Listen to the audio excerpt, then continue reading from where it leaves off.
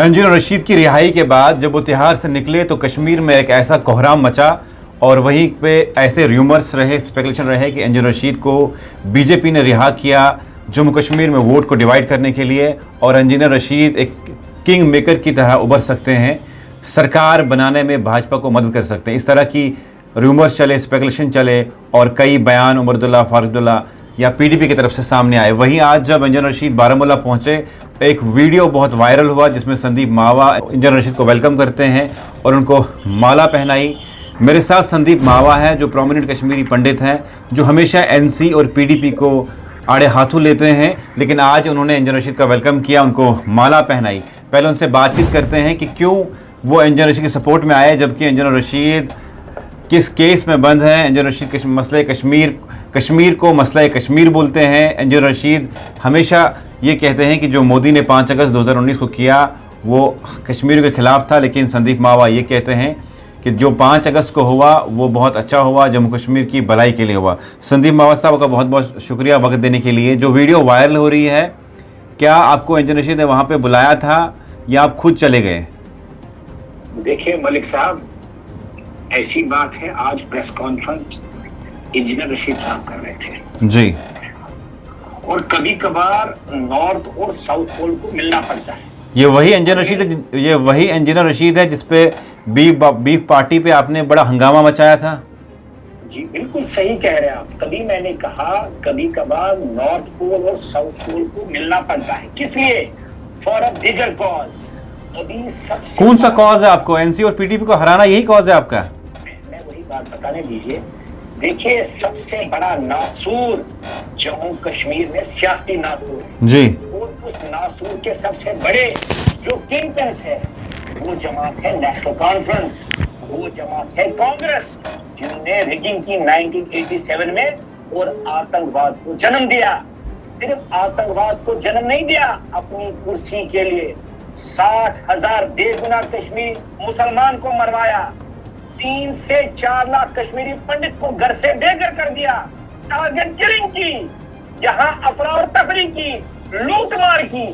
यहाँ जो बच्चों के लिए दिल्ली ने पैसे भेजे थे बीसीसीआई ने क्रिकेट खेलने के लिए, उसने स्कैम किया, यहाँ खून की नदियां बहाई।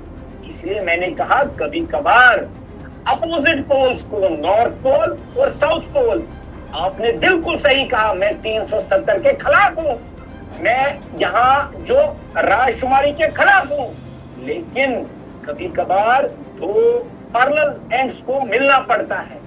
जो यहाँ बड़ा नासूर है करप्शन का, आतंकवाद का, गंदी राजनीति का।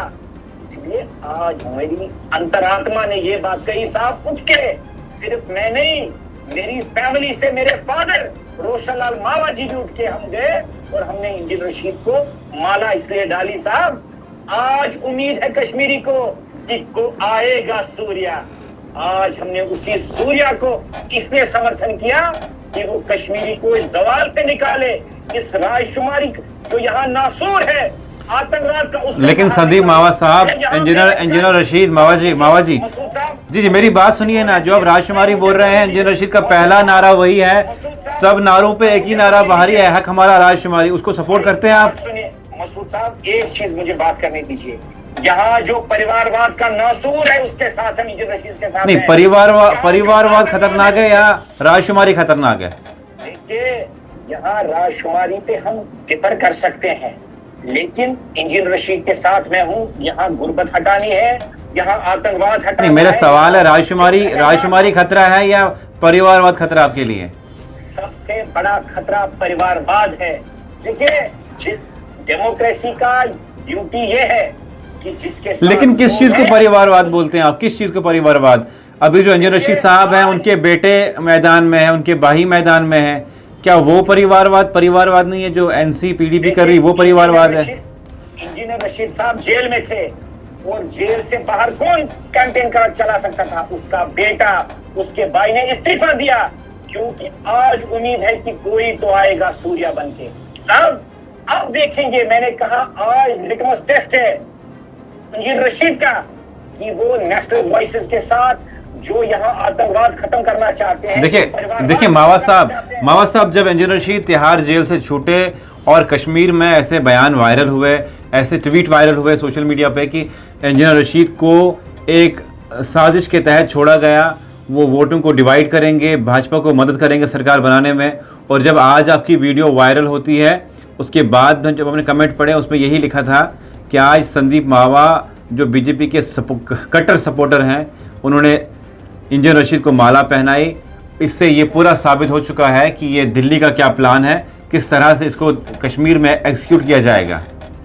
देखिए साहब, यहाँ जो भी बात होगी, आज लाखों की संख्या में लोग आए बारामूला, प्रेस कॉन्फ्रेंस में हजारों प्रेस वाले आए थे। ये तो दिल्ली मैनेज नहीं करता है। दूसरी बात, आप कहते हैं बीजेपी या मोदी सरकार ने मैनेज किया बेल।